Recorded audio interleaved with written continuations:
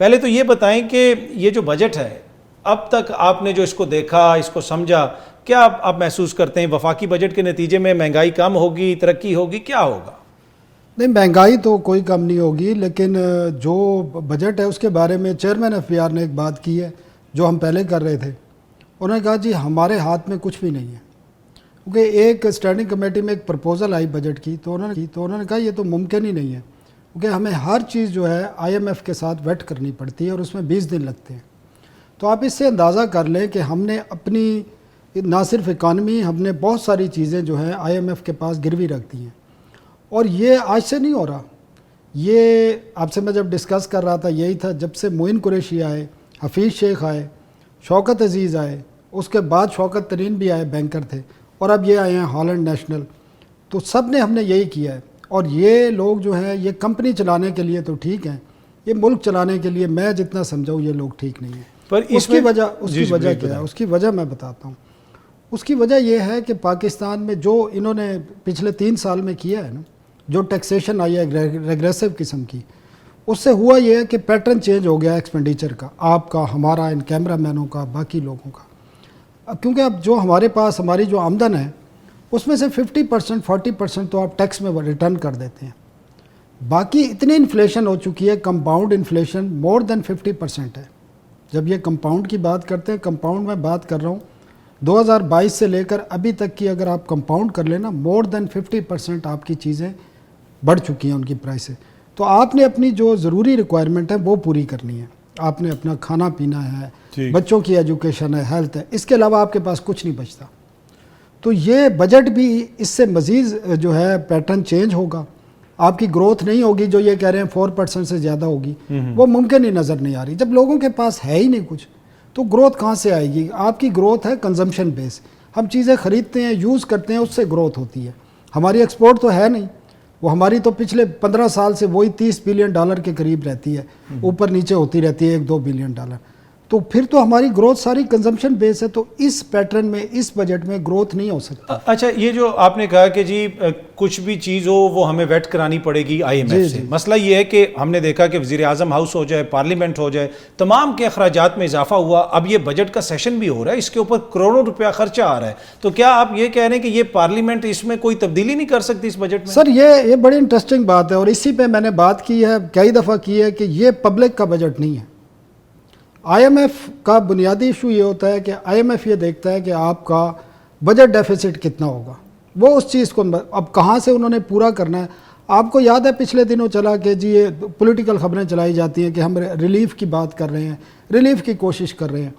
وہاں پہ I am F سے جب یہ بات کرتے ہیں تو آئی ایم ایف کہتا ہے کہ ٹھیک ہے جی آپ ریلیف دے دیں، یہ پیسہ کہاں سے آئے گا؟ یا تو آپ ٹیکس لگا دیں یا اپنے خرچے کم کر دیں. خرچے تو انہوں نے کم نہیں کرنے، بڑھائے ہیں، بلکہ وہ میں آپ کو بتاتا ہوں. یہ کہتے ہیں ٹیکس لگا دیں، بزنس مین کو دبا دیں، جو تنخواہ دار طبقہ ہے اس کو دبا دیں، جو آپ کا ایگریکلچر والا ہے اس کو دبا دیں، آپ کھاد پہ ٹیکس لگا دیں، آپ مشینوں پہ لگا دیں، آپ عام آدمی پہ لگا دیں، آپ کھانے پینے کی چیزوں پہ لگا دیں، اور وہ لگے ہیں.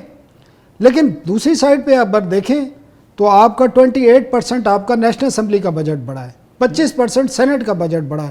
حالانکہ 18-19 سینیٹر نہیں ہے، ابھی سینٹ کی تعداد خیبر پختونخوا سے انہوں نے الیکشن ہی نہیں کروایا. جی وہ نہیں کرایا. اس کے باوجود 25% انکریز ہو رہا ہے. آپ کے جو بجٹ ہے، جو وفاقی وزراء اور اس کے علاوہ مشیر، وزیر مملکت اور ایس اے پی ایم، ان کا بجٹ ڈبل کر دیا ہے، جو سیلریز کا اور الاؤنسز کا ہے. صرف آپ اندازہ کریں، اسپیکر اور ڈپٹی اسپیکر کو 6.5 لاکھ روپے کا ایک الاؤنس دیا ہے، جس پر انکم ٹیکس کی ایگزمپشن بھی ہے. 6.5 لاکھ روپے کے، جی چائے پلانے کے لیے ان کو ضرورت ہے.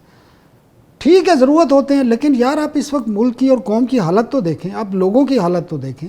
آپ اپنے ایکسپینڈیچر کم کر کے ایک مثال قائم نہیں کریں گے تو لوگ کس طرح کیوں قربانی دیں؟ اچھا، پر ثنا صاحب جتنا پیسہ ہم اکٹھا کرتے ہیں ریونیو سے، ٹیکسز سے، اگر ہم خرچے کم کر لیں تو اس میں گزارا ہو سکتا ہے. ایشو کیا ہے؟ ایشو ہمارا بیسیکلی ہے ہی ایکسپینڈیچر کا، ریونیو کا نہیں ہے. ہم جتنا ریونیو اکٹھا جتنا نچوڑ سکتے تھے نا، بزنس مین کو، آپ کے تنخواہ دار طبقے کو اور عام شہریوں کو، وہ کر چکے ہیں ہم. اب اس سے زیادہ کریں گے تو لوگوں کی سانس نکل جائے گی، اور یہ کر رہے ہیں، ابھی بھی اسکرو کر رہے ہیں. پرابلم یہ ہے کہ آج سے 10 سال پہلے ہمارا ٹیکس ریونیو 1 ٹریلین تھا. اس وقت بھی ہمارا خسارے کا بجٹ تھا، اور جی ڈی پی کے 5% ہوتا تھا، 4% 6% کے اراؤنڈ رہتا. آج ہم چلے گئے ہیں 17 ٹریلین سے اباؤ چلے گئے ہیں آپ کا جو tax non tax and non tax revenue دونوں ملا کے. لیکن آپ آج بھی 6,500 ارب روپے کا ڈیفیسٹ کا بجٹ دے رہے ہیں. تو ایشو تو آپ کا پھر ایکسپینڈیچر کا ہے. آپ مجھے بتائیں 18 امینڈمنٹ انہوں نے کی, 18 امینڈمنٹ کے بعد فیڈرل گورنمنٹ کے پاس میکسیمم آپ کو 10 وزارتیں ہونی چاہیے, آپ کے پاس 50 وزارتیں ہیں.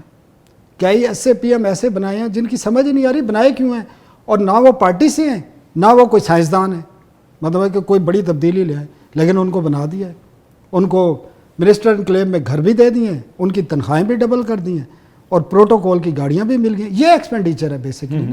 پر یہ جو دیکھیں نا ایف بی آر اور حکومت بھی یہ کہتی ہے کہ ٹیکس اتنا اکٹھا نہیں ہوتا, بڑے بڑے جو لوگ ہیں ٹیکس چوری کرتے ہیں. شوگر ملوں کے حوالے سے بار بار اس چیز کا ذکر ہوتا ہے, اور آج غالباً کسی کمیٹی کا اجلاس وغیرہ بھی ہو رہا تھا, اس میں بھی یہ چیز سامنے آئی کہ شوگر ملیں ٹیکس چوری کرتی ہیں. یہ بڑی انٹرسٹنگ ہے, اور چیئرمین ایف بی آر کو میں اپریشیٹ کروں گا, انہوں نے اوپنلی ایکسیپٹ کیا کہ پاکستان کی 95% آبادی ٹیکس دینے کے قابل ہی نہیں ہے. انہوں نے کہا ٹوٹل 5% ہے جن کے پاس ساری دولت ہے اس ملک کی. انہوں نے کہا ان پر بنتا ہے 1.60 ٹریلین کا انکم ٹیکس بنتا ہے ان پہ, ان لوگوں پر, اور وہ ٹوٹل دیتے ہیں 4.9 ٹریلین. تو 12,000 ارب سے زیادہ وہ ٹیکس چوری کرتے ہیں. اور یہ کون ہے؟ Elite class. آپ کا بزنس مین ہے, آپ کا جاگیردار ہے, آپ کا انڈسٹریلسٹ ہے, آپ کا پولیٹیشین ہے, اور وہ پولیٹیشین بھی ہے, آپ کو پتہ ہی ہے. تو وہ ٹیکس نہیں دیتے, تو پھر آپ پوری قوم کا, اور کرتے کیا ہیں, ان سے ٹیکس چوری جو ہو رہی ہے اس کو ریکور کرنے کی بجائے یہ پوری قوم کو عذاب میں ڈال دیتے ہیں. لوگ بھوک سے مر رہے ہیں. آپ کو لاسٹ پروگرام میں نے بتایا تھا, ورلڈ بینک نے 2 دن بعد آپ کو پتہ ہے بتایا کہ 45% جو لوگ ہیں وہ پاورٹی لائن سے نیچے ہیں. پاورٹی لائن سے نیچے کا مطلب پتہ ہے کیا آپ, وہ 1 ٹائم کا کھانا کھاتے ہیں, 3 ٹائم کا نہیں کھاتے. حقیقت ہے جتنے پیسے ہیں اس میں, اگر وہ $2 ہیں تو $2 کتنے بنتے ہیں؟ آپ 500 روپے میں آپ مجھے بتائیں 1 ٹائم کا کھانا آپ کھا سکتے ہیں فیملی کے ساتھ؟ فیملی کے ساتھ وہی مطلب پاکستان کی آدھی آبادی اس وقت ریاست جو ہوتی ہے نا, ریاست سب کے لیے برابر ہوتی ہے. ٹھیک. اچھا پر سر میرے ذرا ٹائم کی کمی, یہ جو شوگر ملوں کے ٹیکس چوری کا اس کے بارے میں کیا بتایا؟ آج بڑی انٹرسٹنگ بات ہے, چیئرمین ایف بی آر نے بتایا کہ جی ہم نے جب ٹریک اینڈ ٹریس سسٹم لگایا, اور وہ جہاں سے چینی پیکنگ ہو رہی ہوتی ہے نا وہ وہاں پہ لگتا ہے. تو انہوں نے کہا جی بعض شوگر ملوں نے جہاں سے چینی آ رہی تھی اس سے خفیہ راستہ بنایا, دوسری جگہ پہ بھی پیکنگ ہو رہی تھی. تو کہتا ہے ہمارے پاس ویڈیو موجود ہے. تو اپوزیشن لیڈر عمر ایوب نے بڑی ڈیمانڈ کی, کوشش کی, بڑا شور مچایا کہ بھائی ان ملوں کے نام ہمیں دیں, اور ایف بی آر کو اور چیئرمین کو پتہ تھے, لیکن انہوں نے کہا جی مجھے یاد نہیں ہے, ایک ویڈیو ہے میں منگوا لوں گا, تو 1-2 روز میں آپ کو وہ ویڈیو دکھا دیں گے. تو انہوں نے فرار اختیار کیا, اس سے نام نہیں بتائے. اور نام کیسے بتائیں گے وہ مجھے بتائیں. اس ملک میں شوگر ملیں کس کی ہیں؟ اور آپ کو پتہ ہے آپ کی جو سیاست ہے نا, اس کے اگر 4 پاؤں ہیں نا تو 2 پاؤں شوگر ملوں نے اٹھائے ہوتے ہیں, ان کے جو پیسہ ہے جہاں سے وہ کما رہے ہیں.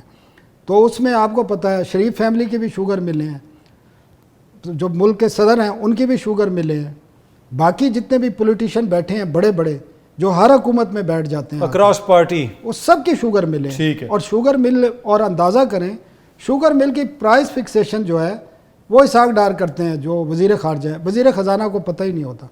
پرائز فکسیشن جو ہے ویسے بھی کمپٹیشن لا کے خلاف ورزی ہے.